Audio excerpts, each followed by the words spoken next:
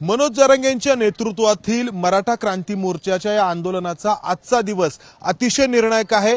मुंबईच्या वेशीवरती अर्थात वाशीमधल्या कृषी उत्पन्न बाजार समितीमध्ये हा मोर्चा येऊन ठेपलाय आणि मनोज जरांगेंसोबत त्यांचे असंख्य पाठीराखे देखील या ठिकाणी पोहोचलेले आहेत। दुसरीकडे सरकारकडून मनोज जरांगेंनी मुंबईमध्ये येऊ नये आणि इथेच त्यांचं आंदोलन समाप्त करावं यासाठी जोरदार प्रयत्न सुरू आहेत। गेल्या 2 दिवसांपासून सातत्याने या चर्चा होत आहेत किंवा घडून आणल्या जात आहेत की एक जीआर काढण्यात आलेला आहे किंवा काढण्यात येणार आहे आणि त्यानंतर मनोज जरांगे त्यांचं आंदोलन मागे घेतील, ते मुंबईमध्ये येणारच नाहीत।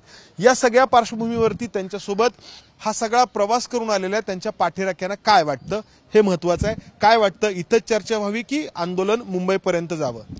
मनोज जरांगे पाटील आता वाशीमध्ये तर पोचलेलेच आहेत, परंतु काही झालं तरी ते मुंबईला जाणारच आहेत। कारण सरकारने जे शिष्टमंडळ पाठवण्याचा प्रयत्न करत आहेत तर शिष्टमंडळ न पाठवता स्वतः मुख्यमंत्री एकनाथजी शिंदे साहेब असतील, उपमुख्यमंत्री देवेंद्रजी फडणवीस साहेब असतील, उपमुख्यमंत्री अजितदादा पवार असतील, या तिघांनी स्वतः यावं आणि त्यांच्याशी चर्चा करावी, लवकरात लवकर अधिवेशन घ्यावं आणि त्या अधिवेशनामध्ये हा जीआर संमत करावा अशी आमची सर्वांची इच्छा आहे। म्हणजे फक्त जीआर काढून आणून इथे दाखवले आणि तुमचं समाधान होईल की तुम्ही मुंबईमध्ये जाणार? नाही, ते आरक्षण किती भक्कम टिकणार याच्यावर सगळं कळणार आहे। कारण दरवेळेस काय होतं की आपल्या समाजाला फसवलंच जातंय।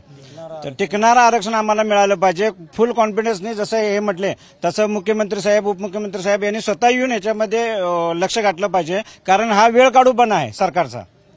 काय वाटतं तुम्हाला की इथेच चर्चा व्हावी की मुंबईपर्यंत आंदोलन जावं? नाही, आता आम्ही जे सुरुवात केली, आता याच्यापुढे आम्ही मुंबईपर्यंत पोहोचूनच आरक्षणाचा विषय मिटवणार। आता हे भगववाद मुंबईत जाऊनच ठेपणार आहे। सरकारकडून जे प्रयत्न होत आहेत की एक जीआर काढण्यात आलेला आहे किंवा येणार आहे आणि त्यानंतर आंदोलन मागे घेतलं जाईल, असं जे एक वातावरण तयार करण्यात येते, काय वाटतं तुम्हाला? नाही, हा वेळ काढूपणा आहे। सरकार अक्षरशः मराठा समाजाला फसवत आहे। काय वाटतं तुम्हाला की काय करायला हवं जरांगेंनी? इथेच चर्चा करायला हवी, कारण सरकारकडून आपण पाहतोय की सातत्याने शिष्टमंडळ येत आहेत। सरकारला पण समजलं पाहिजे मुंबईमध्ये गेल्याच्या नंतर काय अडचण होईल काय नाही, तेच ह्याच्या अगोदर सकल मराठा समाजाला पण झालेलं आहे, ते पण सरकारला समजायला पाहिजे आणि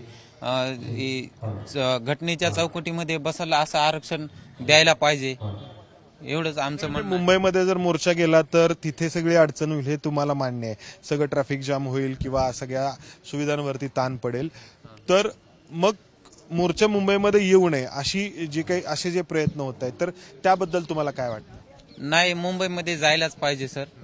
मुंबईमध्ये गेल्याच्या नंतरच एक्झॅक्ट असं पुढच्या पुढे बघितल्यानंतर त्याला समजेल की खरंच यांना आरक्षणाची गरज आहे असं वाटणार, कारण की हे असाच वेळ काढू हे असंच लोकांना वेळात काढणार आहे ते। काय वाटतं तुम्हाला, काय करायला हवं? सरकारने कुठलीही दिशाभूल न करता योग्य तो एक ठोस निर्णय घेऊन आरक्षणाचा दिशाभूल करण्याचा प्रयत्न होतोय असं वाटतं? 100% दिशाभूल करण्याचा प्रयत्न होतोय आणि वेळ काढूपणा होतोय याच्यामध्ये।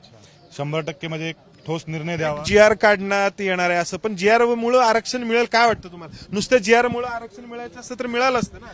नाही, जीआर मुळे नाही, एक ठोस निर्णय द्यावा त्यांनी की मुख्यमंत्री साहेबांनी की बाबा तुम्हाला आरक्षण 100% भेटणार आहे, त्यानंतर जे काय आहे ते पुढचा निर्णय होईल। मुद्दा काय आहे ना की आरक्षण देणार हे तर सगळेच म्हणतात, ते कसं दिलं जाणार आहे हे महत्वाचं आहे। ते टिकायला हवं, टिकणारं आरक्षण मिळायला हवं, अन्यथा देऊन उपयोग होत नाही हे आपण सगळ्यांनी पाहिलेलं आहे। मागच्या वेळेस पण असंच झालेलं आहे, 2 वेळा आरक्षण आपल्याला देण्यात आलं पण ते सगळं टिकलेलं नाहीये। आता स्वतः हे जरांगे साहेब स्वतः सांगतायत की तुम्ही आम्हाला ठोसपणे इथं सांगा, इथं तुम्ही कसं देणार ते पण सगळ्या समाजासमोर क्लिअर करा, म्हणजे त्याचा आम्हाला भरोसा येईल। नाहीतर तुम्ही वेळ काढूपणा करताय, शिष्टमंडळ पाठवताय, त्यात वेळ घालवताय आणि पुन्हा म्हणताय की आम्ही चर्चेला तयार आहोत, पण ह्याचा उपयोग काही होत नाही आणि असाच मोर्चा मग पुढे जाणार। शेवटी आम्ही मात्र मग मुंबई गाठणार आणि मुंबईमध्ये जी परिस्थिती उद्भवल त्याला मग शेवटी सरकार स्वतः जबाबदार असणार। अर्थात बोलायचं हे फक्त श्रेयवादामुळे राहिलेलं आहे की एकनाथ शिंदे साहेबाला श्रेय गेलं पाहिजे का फडणवीस साहेबाला श्रेय गेलं पाहिजे, हे श्रेयवादामुळे फक्त आरक्षण राहिलेलं आहे, बाकी काहीच नाही। की शिंदे साहेबाला पूर्ण त्याचा श्रेय भेटलं पाहिजे, पण त्यांना अडचणी यायला लागल्या शिंदे साहेबाला। कोण अडचणी आणते?